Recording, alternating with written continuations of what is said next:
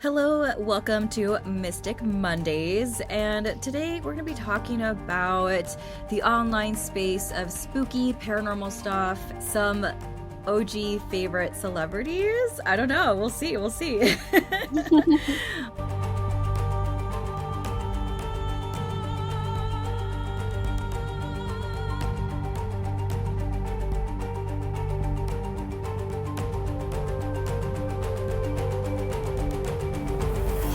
Today we have a special guest. So, thank you so much for having me on, Stephanie. My name's Annabelle. I have a TikTok called Annabelle Raquel Knott. It used to be called Desert Queen, but nobody could remember it because all the E's were threes. So I ended up changing it to just my name. But I've had my TikTok account since late 2020. I think I made it in December 2020. And I first started posting actually about Selena Quintanilla on my TikTok. So that was right around when the Selena series came out on Netflix. And I saw a lot of people, oh my gosh, this is sort of petty of me, but I saw a lot of people using the Selena the series hashtag because it was trending and none of their videos were even Selena related. And so I was like, I'm sick of people using her name. Like, let me just come out here and make some actual Selena videos. So that's what I did. I just started talking about her story, and I have a collection of memorabilia. So I was like showing off my collection, and that's initially how I got my first, like, I want to say my first like 50,000 followers. And it happened literally overnight. It happened like within 2 weeks. Wow. Yeah. And from there, um, a lot of Selena's fans are kids since her fans passed down her music and her story through generations. And so a lot of little kids are starting to like her, especially from the series. I feel like that reinforced like a new Yes. generation to listen to her music and just know about her life story. And since I was getting a lot of kids viewing my TikTok, they started leaving comments asking me to tell scary stories, like if there would be a scary story, I don't know, that was maybe going around their school at the time that was like popular to Wow. tell. Yeah, so I started telling scary stories, which I myself have always loved scary stories. Like, that used to be my thing when I would be at school, I would be, like, telling my table scary stories. Really? Yeah. Oh my god, I love that. So you were like the girl at the lunch table, like, oh my god, here's this strange Yeah. thing or scary thing. Yeah. No, my classmates would be like, "Oh, can you tell us that one?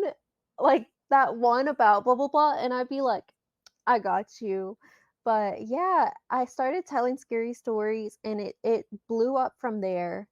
After, uh, I believe it was in, like, either late January or early February, I hit 100,000 followers, and so that was only, like, a couple months after starting initially, or not even a couple months, it was, like, a month, maybe a month and a half. Wow, Yeah. congrats.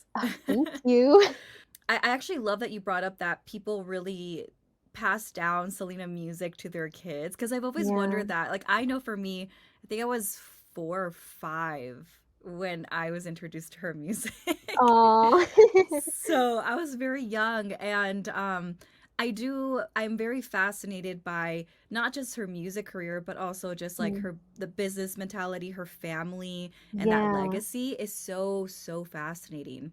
So, so getting into scary stories and Mhm. how you used to be the friend at the lunch table telling scary stories to your friends. Yes. What initially got you into scary stuff? Did you have a haunted experience? What was that like? I feel like the haunted experience, so I have had haunted experiences, but those sort of came a little later. I was into scary stories before I started having like haunted experiences, and I feel like it was just because I'm the youngest out of four, And so my older siblings, they were into scary stuff. And so I just kind of did whatever they did. So I guess you could say I started like reading scary stories at a young age. But I it's love true, like, that. I really did. I don't know, I was just into it, like, especially how creative you can get with scary stories, like, I feel like there's no limits, Right. and I really love that, like, every scary story is different. Yeah, I mean, my sisters also got me into it. Like, that's so funny that you're saying that because I'm the youngest, and my two sisters are much older than myself, and they used to Yeah. like sneak me into movie theaters, like the Blair Oh my Witch Project. I god. don't think I was supposed to be there for that Oh one. my gosh, probably not. So they would sneak me into these movies, and I think like at the time I was so scared of it, but I grew up to Mhm. appreciate the horror genre because of that. Yeah. But to your point, like I feel like horror movies and scary stories, they're a reflection of society and where we are currently in society. Like we're seeing a Yeah. lot more movies with like AI, like Megan was one of those, and Yes. all this stuff. So, um, but so you said you had haunted experiences much later on. So like Yeah. when did that happen? Set the scene. Okay, so I I first started noticing, like, things that just seemed off, and I don't know if I registered it as, like, a ghost at first, because I was probably around, like, 10 years old, I would say, and, my first real experience that was, like, embedded in my memory, I was at home and actually, I must not have been 10, I was probably more like 12. Let's say I was, like, 12. 'Cause I was home alone, and I definitely would not have been allowed to be home alone at 10. So, I was sitting in the living room, and in my old house that I grew up in, you could sort of see, like, just a little there was a little gap between the wall from where I was sitting, and in that little gap, you could see the upstairs, like, banister railing, and I remember I was sitting in the love seat and I was just like going about my business, probably watching TV or something, and I saw what looked like legs walk across the banister in the upstairs. And so at first, my mind registered it as one of my sisters walking across to go to the bathroom because that's whenever my sister would come out of her bedroom to go use the bathroom, I would see her legs crossing the banister. So it registered in my brain like, oh, that's just sister going to the restroom. And then I remembered I'm home alone. And that really freaked me out because I was like, at my first response was to get as still as you could be. And I was like holding my breath, like, because at first I thought it was an intruder. And That's what I was thinking too. Like yeah, yeah, I intruder. thought it was an intruder. And so I was listening. I was literally like frozen stiff. And I heard what sounded like the light switch in the upstairs bathroom, like turning on. Because you could hear that little like click of the light switch. And my parents were at my sister's, like, chorus rehearsal or something, so I called my dad, and I told him what was going on. I told him I thought there was a person in the house, and he told me to hide in the bathroom and lock the door, and I took my dogs, and I went in the bathroom, and I locked the door, and he was only, like, 2 minutes away, so he came home, like, just in a flash, like, he was home not even in 2 minutes. And he went and searched the entire house, all of like the little nooks and crannies under all of the beds in all the closets. He even went into the attic, which like no one goes in the attic, but he just checked it to make sure there wasn't like a squatter in there or something. And there Yeah. was nobody. And there was no sign of anybody ever being there, but I knew what I heard and what I saw. And from then on, I started experiencing things a lot more. Oh my gosh. Well, you were clearly scared enough to call your dad. Like, so you Yeah. knew what you saw. Like, this isn't just like, oh, maybe I'm seeing things. It was like, no, you heard it, you No. saw it. Yeah. And good for your Yeah. dad to check the attic because I've heard of that's what I was thinking too, where like that's even scary. I mean, both things are scary. Hauntings like that, but also the idea that like someone's living in the attic. I'm sure you've covered stories or heard stories on Yeah. people living. I think they're called frog. There's like a slang. They're like frog. What are I they think called? it's like froggers or so, like, I Frog. don't know. So random. Like what you know? Yeah, like they live. They basically, for people that don't know what that is, I think there was like a documentary on it too on Netflix at some point. Yeah. But basically, they scope out houses that are like abandoned or someone's gone for long periods of time. And these squatters will go and live in these houses. Like they'll be in your crawl space or in the attic. Mhm. And there's like that infamous video where like this lady was living up on the attic, and when the guy would go to bed, she would come Mhm. down to the kitchen and take the snacks. Yep, I've So seen that. good for your dad for checking, because I was like, that's a good investigator right there. He was like, I'm gonna Yeah. check everything. He checked everything, and there was no sign, like, there wasn't even, I mean, there wouldn't have been any way for someone to escape without me hearing it. You know what I mean? Yeah. Like Yeah. also, so that was a first. Did Uh-huh. anybody else ever experience any, like your sister or anyone else experience any weird things in that house? Yes. Yes. So, oh gosh, I mean, I feel like I have so many stories. It's like, where do I start? But I can tell you about this. This was probably one of the scariest experiences that I shared with one of my sisters, with my oldest sister, Honey. So we both came home from school around the same time, and it was only us in the house at that time. Nobody else was home yet. And we were sitting in the living room. At this point, I was 13. We were sitting in the living room together and just like unwinding after a long day at school.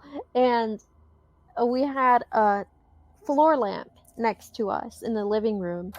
And all of a sudden, the lamp shade on the floor lamp started spinning like a tornado. The rest of the lamp, like the lamp post, was completely still. There was no like wind, like gust of wind, and I don't think a gust of wind would even be able to do that to a lampshade because it was spinning like a tornado. It was so crazy, and it freaked us out so much. We were just like frozen there staring at it, and then Honey was like, let's leave. So we got in the car and she drove us to our mom's house. And we just waited there for a while until we knew it would be like safe to go home, like until we knew my dad would be home. And that was super scary. And then a few days after that, we actually had another experience. And this experience, ooh, it chills me to my core because this one I will say was probably the scariest thing I've ever experienced. It was where me and Honey, again, I don't know what the correlation or if there even is a correlation, but things always happened when it was just me and Honey. Interesting. Yeah. And my dad was on a walk at night. It was probably around like 9 p.m. He used to always go on nightly walks. And my other sister who lived with us was, I don't know, somewhere else at a friend's house. And me and Honey were sitting in the living room, the same living room, mind you, that scary experience with the lampshade happened in. And okay, so we were sitting in the sofa next to the stairs. And our front stairs, they were like sort of like wrapped around. So we could only see from where we were sitting the bottom half of the stairs. And then there was a wall in place so that we could no longer see the top half of the stairs because it wrapped around the wall. And our dad's bedroom was at the top of the stairs. So we were sitting on the sofa and we started hearing noises, like shuffling noises, coming from directly above us, which was my dad's bedroom. And at first, I thought it was my cat because it just sounded like little shuffling. And so I was like, maybe the cat's getting into something. I really paid it no mind. But then I saw my cat. He came into the room with us. And he was the only animal we had at the time. And so then I knew it wasn't the cat. And so it was getting like louder and louder. And eventually it like shifted from shuffling into footsteps. Like it just Oh. transitioned. Like it's very, I don't even really know how to explain it, but it was a very like supernatural type, Yeah. like physics couldn't explain it type situation where it was just shuffling and then it just transitioned. Like it literally was giving The Conjuring, like it was giving Yeah. something that you would see in like a scary movie. Oh my And I gosh. said to Honey, I was like, "Do you hear that?" And she said, yeah, I was about to ask you the same thing." And then as soon as we said that, we heard, so my dad kept a gate in front of his bedroom door because he didn't want the cat to get into his bedroom, but he didn't want to keep the door closed at all times, so he kept a gate there. So after we both said, "Do you hear that?" The footsteps, we heard it stomping around my dad's bedroom, and then we heard the gate in front of his door open, and then we heard footsteps stomping down the stairs. And mind you, we couldn't see the top half of the stairs because it was curved, but we could hear the footsteps coming down.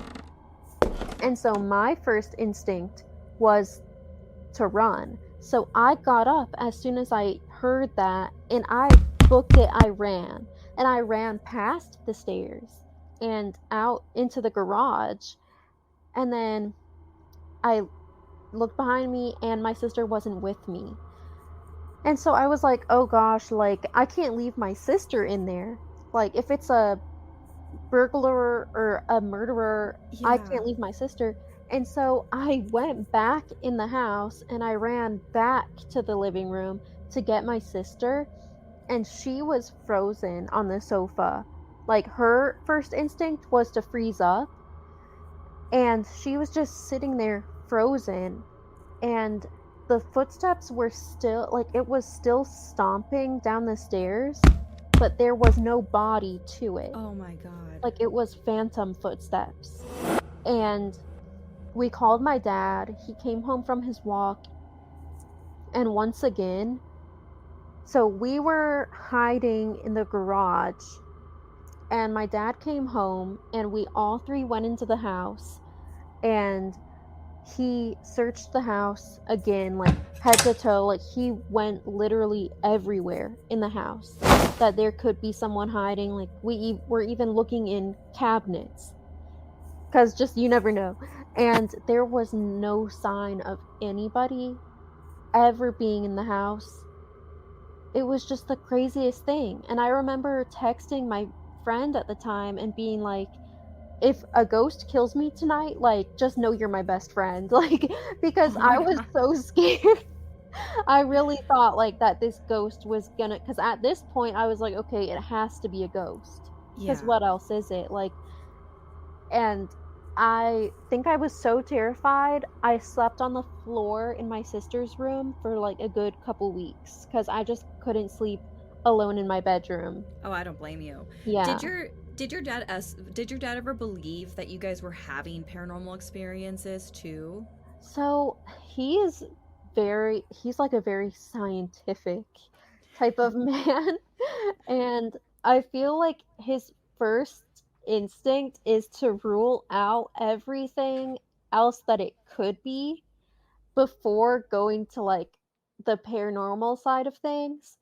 So for the longest time, he just said like, "Oh, maybe it was the house settling," like honestly trying to gaslight us a little bit. But he would Okay. say like, "Oh, maybe it was the house settling, or maybe it was, blah blah blah." But he never really believed that it was a ghost until he had an experience. Oh, so he ended up having a paranormal experience too. Yes. Yes. Okay. So his experience actually happened quite a few years after the experiences started with me and with my sister.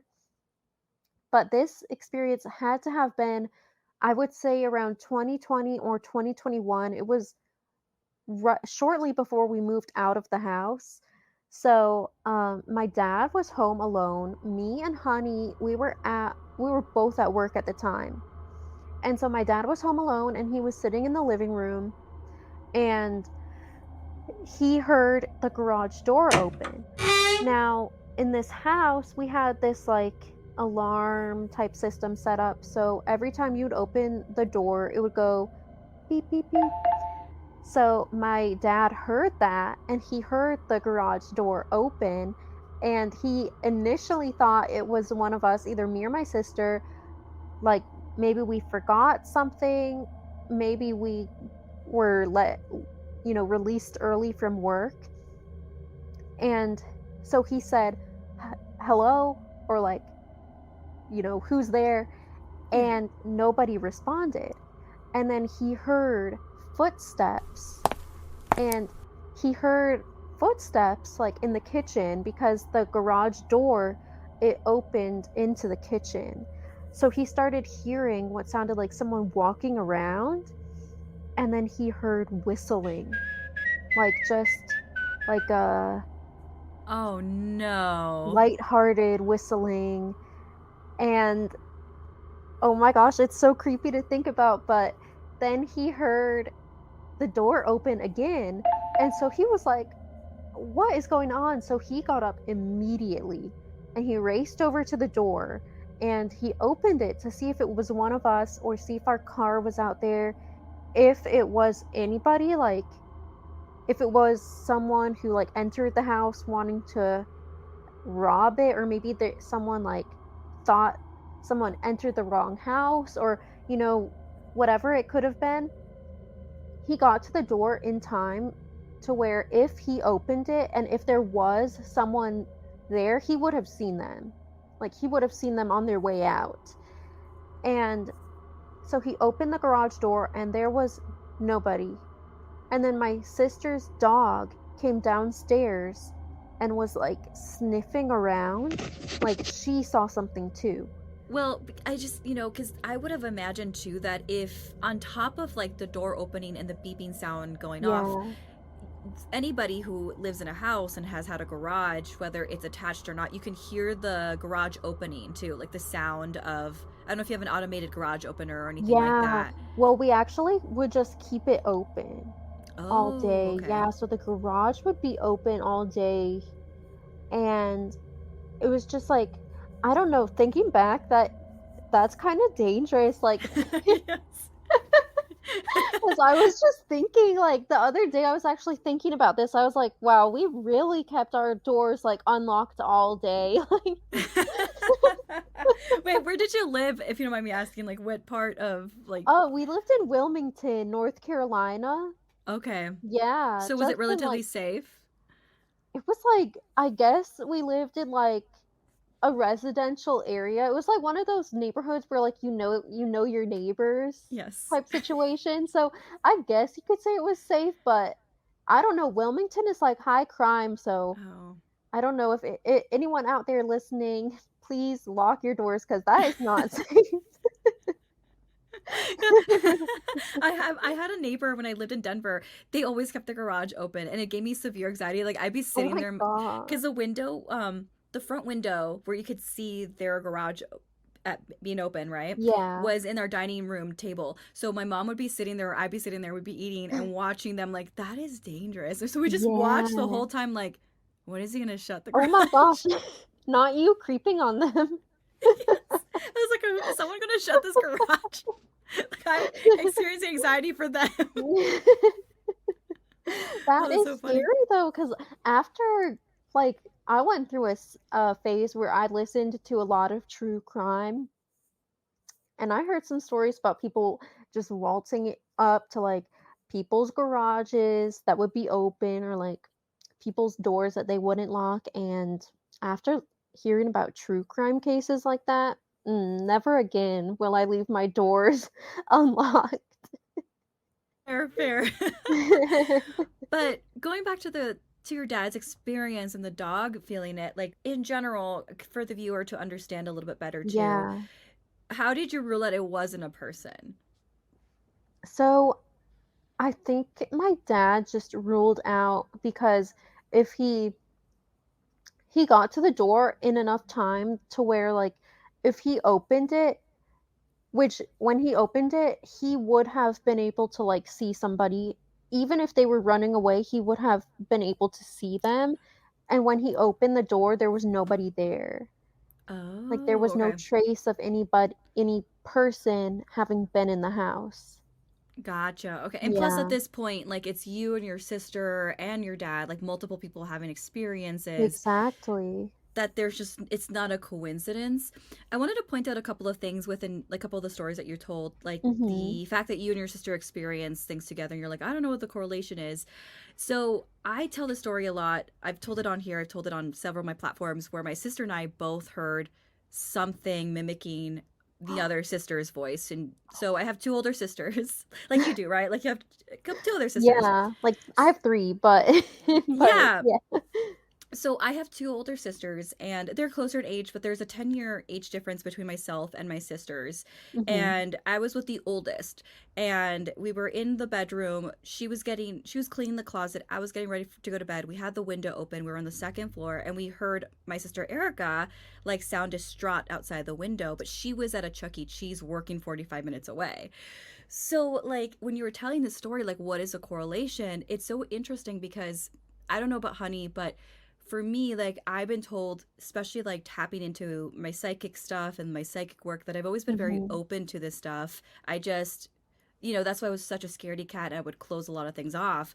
My other sister, the one that was there that day, she dreams things. Like things will happen, like she'll dream it and then things will happen. Yeah. And but she closes herself off a lot even till this day. And I think the reason why we were able to have these weird experiences is because we were both open, but at the time we weren't able to realize that we were open to these things. And I'm wondering if you and your sister are just the most sensitive ones, Yeah. and that's why. I But mean, it definitely could be. Yeah. like, do you know if like Honey ever like does she feel like it was paranormal experiences? She definitely does, and I feel like coming from my mom's side of the family, we definitely have, like, the ability to maybe sense that type of stuff more than average. Um, I feel like as far as, like, the ability to sense that type of thing goes, I do feel like things happen more when you're with somebody that's sort of is on that same wavelength as you. Because Absolutely. I have had my fair share of, like, psychic experiences, and I through the years, I've definitely closed myself off to it because sometimes it's like it's like, I don't want to know what my spirit guides are trying to tell me, like, let me just figure it out on my own. It's like, let me figure it out on my own, like, I don't need you in my ear telling me, like, this is about to happen, like, Yeah, I see what you're but saying. yeah. But, I had this friend in high school, just real quick, because I know I'm not trying to use up, like, too much time, because I know we have other stuff we wanted to talk about too, Oh but yeah, I no had this worries. friend in high school, and me and her definitely had, like, some sort of connection, and I don't know what it was, like, I don't know if she had necessarily, like, abilities as well. If she did, she probably, like, maybe didn't know, because she would always think I was crazy, but every time I was with her, I would be able to read her mind. And it was the craziest Ooh. thing. Like, it was so crazy. And I have never experienced that with another person since then. But, like, every time I was with her, I would be able to read her mind. It was like what was in her brain was being, like, airdropped into mine. Oh my god, that's Yeah. so cool. I've experienced that once with a kid. So Oh my gosh. so like when I was tapping because I took a certification class a psychic ability like certification class years ago, like 10 years Yeah. ago at this point. And there was this little girl there actually. She was, I think, like 10 or 12, like very young. And her mom allowed Mhm. her to go in there and practice tarot and do all this stuff.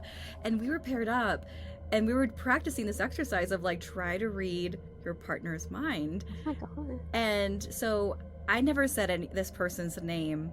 And at the time I had just met my husband, but I had a crush on him. So I had his name in my mind, and it's Carl. Carl, like, yeah, Carl is like, I would say like a very old school name, but it's not a common name. You know what I mean? Like we might have Yeah. heard it, but you don't meet a lot of Carls. Like you might meet a Carl Right. what? Right. So she was like 12, and we were paired up, and they're like, okay, now you're gonna try to like get a name. And I was like, a name? And I was not doing very well for this exercise, but she picked up on it. I'm like, whoa, that was creepy. Like she picked. Wow. Oh my gosh. So I believe in that stuff. I believe that you were able to like be in her mind. Yes. That's crazy. We've both had experiences like that. Yeah, Oh my gosh. like It it doesn't was, happen as often, but it happens. yeah. That's crazy. Maybe you had some sort of connection with that girl. That, She was cool. I liked her. She yeah. had an old soul. Like she really did have a very old Yes. soul. Oh my I was like, gosh. man, you're 12 and you know how to read, and you know it's so cool. Like, anyone's gonna be lucky to be your friend. I wonder how Yeah. she's doing. Oh my gosh, I wonder. Maybe she's watching this. You never know. She might have found me. She's like, Yeah. I don't even remember her name. I feel so bad. It started, I think it might have been like Ashley or something. I don't know, but Mm. she was cool. Um, but yeah, I mean, segueing into like abilities and mediumship and stuff, I love that you brought that up because, we talked about this once in like a blue moon. We talked about this about Selena and how like I had gone to visit Yes. her burial site, and you collect a lot of memorabilia, and you are very drawn to her. Can you talk a little bit Yeah. about that? Yeah. So bleh. I always knew who Selena was because my Mm. mom, she's been a longtime fan of Selena. She was actually following like the whole trial and all that in 1995 when after Selena passed away. And I first, like, I guess you could say I rediscovered Selena around 2017 when I stumbled upon some of her music on YouTube. And I was like, this slaps. And so I watched a documentary about, what happened to her and her passing. And something about her just really struck me. I don't know what it is. I feel like it's just her humbleness, her humility, Yes. and just the fact that she was not like one of those stereotypical like diva, bratty, like celebs who, we've all heard those stories, but Yes. yeah. And just like her rise to fame, like how she and her family worked so hard for so long and they never gave up and then finally they blew up. Like it's just so inspirational. And the fact Yeah. that she was able to do so much in such a short life, like it is crazy looking at how young she was when she died and I'm like, wow, like even now I feel so young still, but I'm older than she was when she died. And I'm like, I can't believe like that she died so young, but Yes. she got so far in her life. It was like a quick, like such a quick thing, and I've met people like this in my past where, and I'm not trying to scare people if they're listening to this. But I've met people that like they're so young and they're so sure what they want to do, and they Yeah, achieve it, and then just it's like it's a spark. And that's why they're like yeah, the 27 club curse like freaks me out because it's like yeah, there's these souls, not all of them, some of them just are reckless in their life. We know this about the 27 club curse, yeah, but there's just like this a fortunate thing where like these people that come into this time in this lifetime, they know what they want to do. They want to bring and create a community and pioneer something, and then that's it. That's what they were here for. And it gives me chills. Like I have chills right now thinking about it. yeah, But let me quickly give a blur for people that don't know who Selena is. Okay. Even though you should know who Selena is, but so Selena Quintanilla was an American singer, songwriter, and fashion designer. She was known as the queen of Tejano music. She achieved immense popularity in the 1990s with hits like Como la Flor, Amor Prohibio, and Biri Biri Bam Bam. And she was an Aries. She was born April 16th, which is crazy. My mom's born April 16th. Oh Anyway. my gosh. Yeah. Born April 16th, 1971 in Texas. Selena's vibrant performances are known for her charismatic personality, which I love that she would talk to her audience. Like when I watch her Yes. concerts, I'm like, oh my god, you are just so personable. I know. um but tragically her life was cut short when she was murdered at the age of 23, right, by Yeah. the president of her fan club, Yolanda Saldivar, on March 31st, 1995. Ew. Yeah, We don't like Yolanda. we don't, we really Mm-mm. don't. Isn't she coming out, like, being let really Oh, soon? she's up for parole next year, but I really hope they don't grant her parole because That's gonna be I hectic. literally like she's gonna get beat up if they grant her parole. Like for one, she's Mm-hmm. gonna get beat up, but also like I don't even know how she would be able to live a life outside of prison because everybody in Texas loves Selena. Like Mm-hmm. I just don't see a world where she would be safe outside of prison. Oh, absolutely. Well, and then the other thing too, it's like I did a video a while back on this, on just like the idea that this, even like the tragedy of Selena's life, it reflects to modern day age, because especially with like the boom of content creators and short form and like YouTube, where YouTube is now becoming not a replacement but up there. Like I think it's people are Yeah, on YouTube more than Netflix. And so YouTubers are hiring people that are part of their communities and people off the yeah, streets. And so this is such an important story, because someone can pretend to be your fan but could be a psychopath. that's And so true. yeah, so I did a story on Yeah. that for that reason, because I'm like, this is a scary, Selena's story is still relevant to this day. It really is. Like it could happen to anybody. Mm-hmm. Mm-hmm. And Mhm. so for context too, again, if people don't know or want to watch things, I think the Selena the series biography was, it was good. They also have the Jennifer Lopez Selena 1997. People might know the story of Selena through that too. I mean, there's so many great places to watch Yeah. Selena story. What do you recommend? I would recommend the movie or documentaries on YouTube. The series was good as well. Like definitely recommend watching the series at some point, but I feel like the movie definitely portrayed her life more matter of factly. The Mm-hmm. series I feel like got a lot of stuff like Disney wrong. princess esque. I feel like they Disneyfied her, I in my feel like they opinion. did, yeah. And it would just I don't know, it would just be annoying. Just I don't want to come across as one of those people like I know everything about Selena, but it would just it got on my nerves like several times throughout the series because I'd be watching it and then I'd be like, that didn't happen that way. You know what I mean? Like so definitely I would recommend I think the movie with J-Lo was a really great portrayal of Selena's life and her career.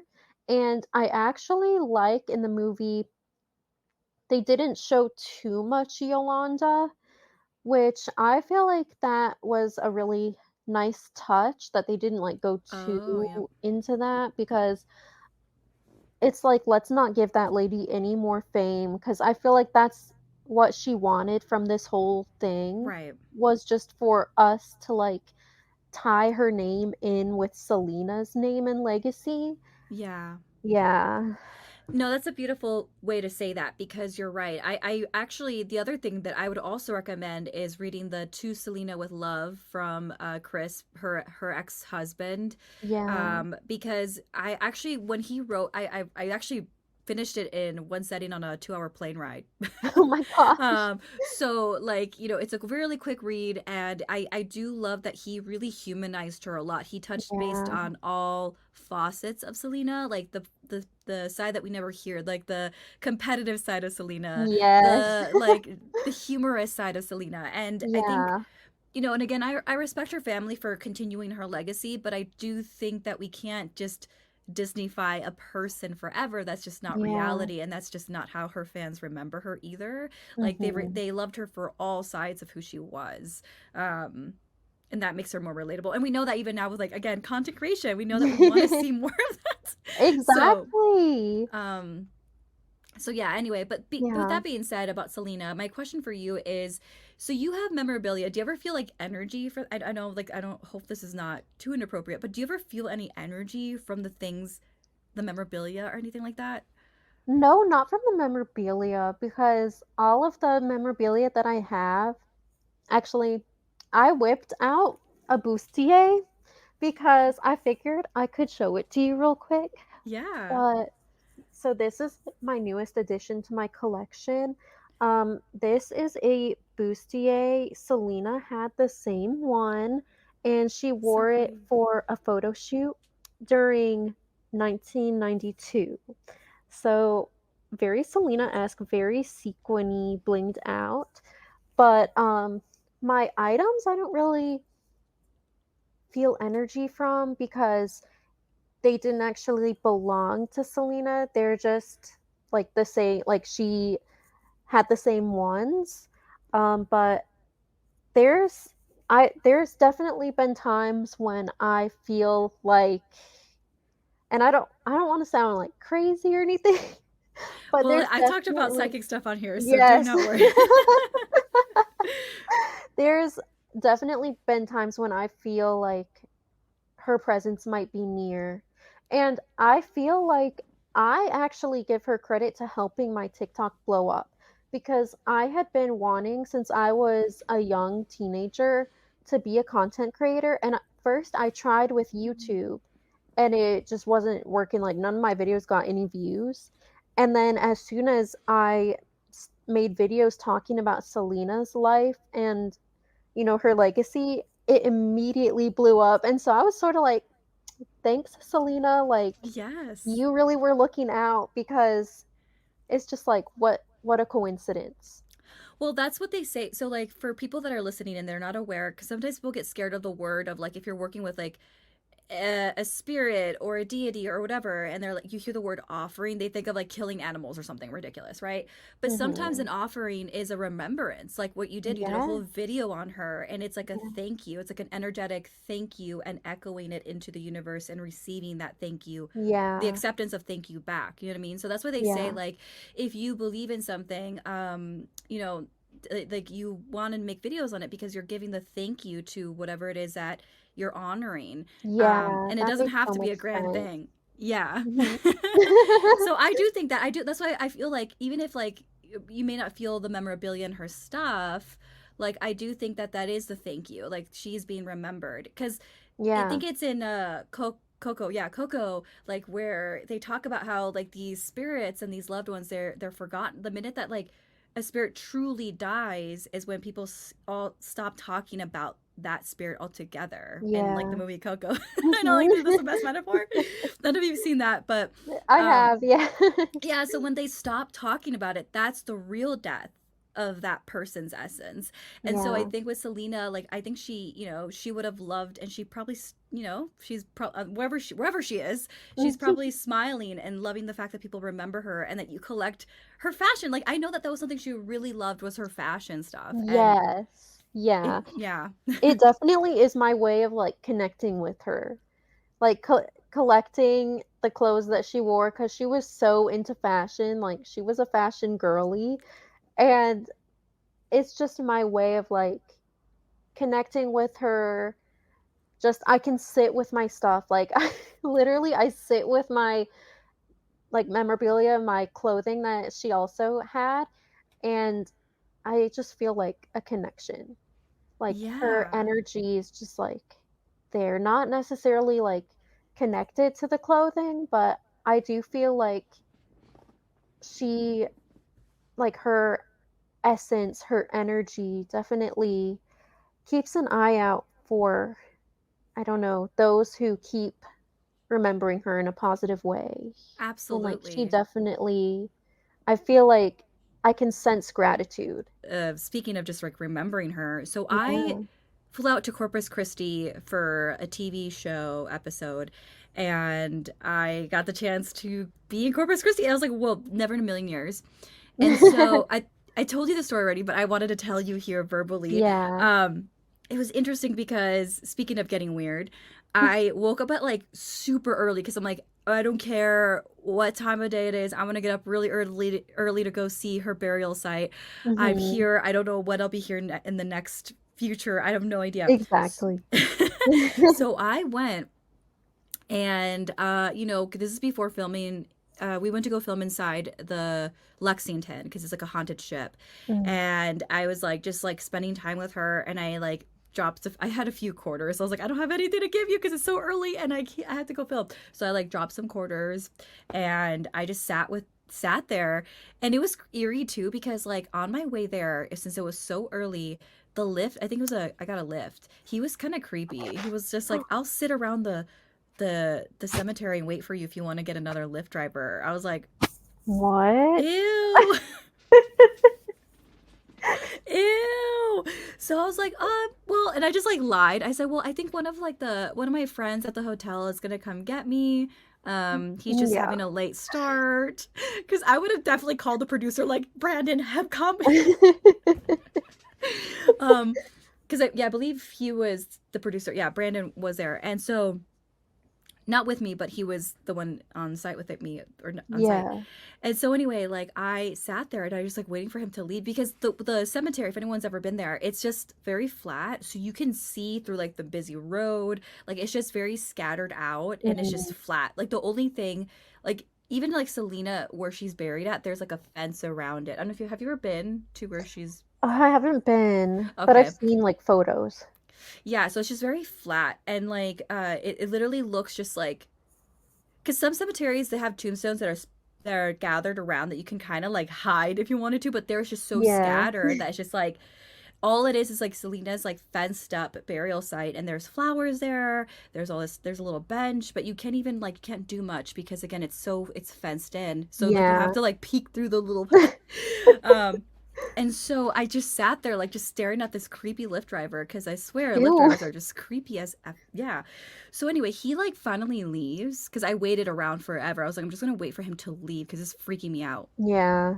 So then, like, I was kind of also nervous going into the ship, and I like so I'm like talking to her and I'm telling her like what it means to be here, what it means to like see her, and Yeah. like how she's inspired me. And like to your point, right? It's like I've never dreamed I'd ever be on a show or even like featured on a show. Yeah. And it's tied to Corpus Christi. So I kind of just said, thank you for being that representation for me growing up as a little girl because I never really Yeah. got to see that. And I still don't, it makes me tear up because I still barely see that representation. Yeah. So like I don't know, but something told me to like not her, but like so this is illegal, so people don't do this.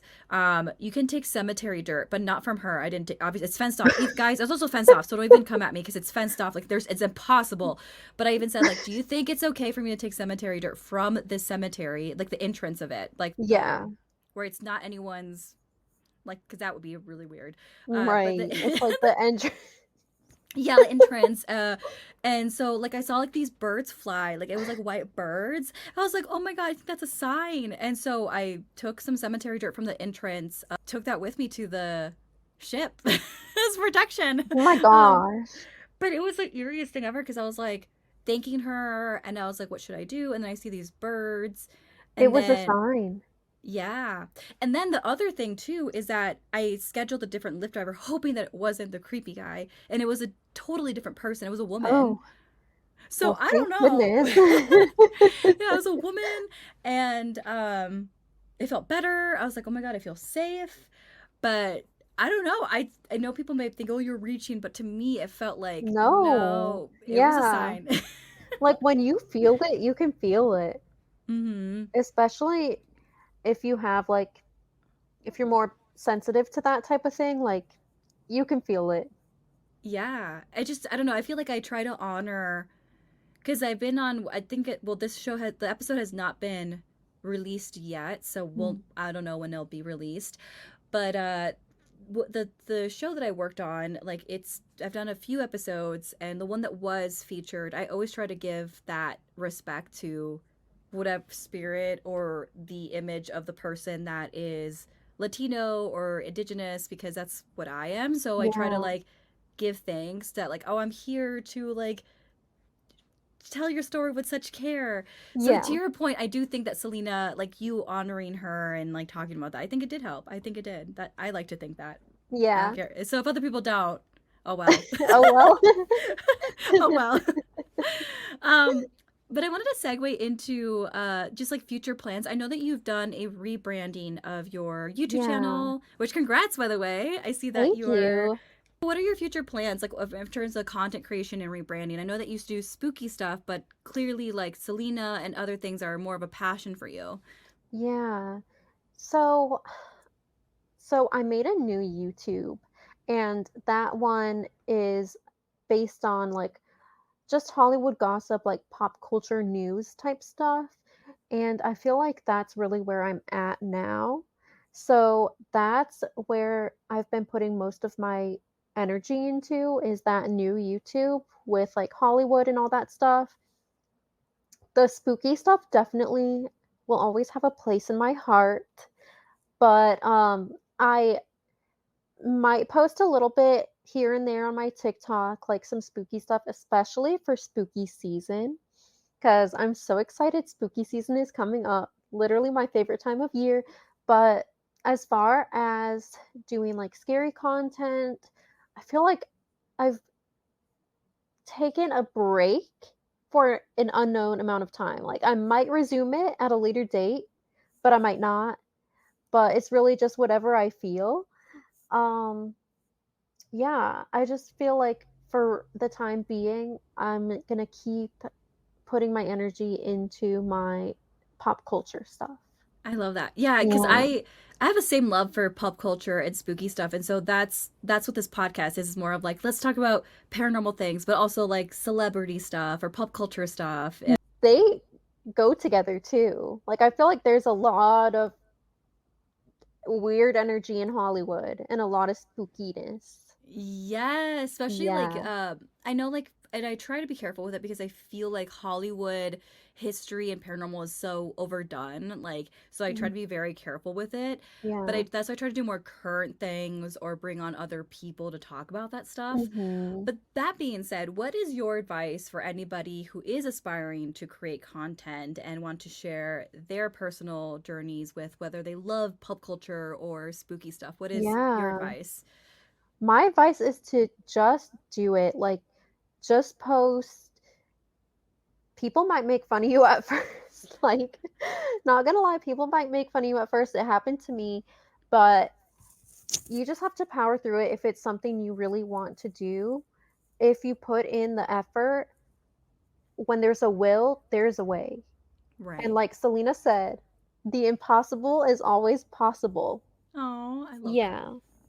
So I feel like I was scared to post at first because I come from a small town in the South, and people are very judgy, and people were making fun of me. Like there were hate campaigns for me when I first started posting. Really? Yeah, it was definitely a crazy time, but just I kept posting, and then my TikTok took off. And so I just feel like if you want to do it, you just have to keep doing it. Try different avenues. Try YouTube, TikTok, Instagram Reels, like Facebook Reels. Try all the avenues, and at least one of them is bound to take off.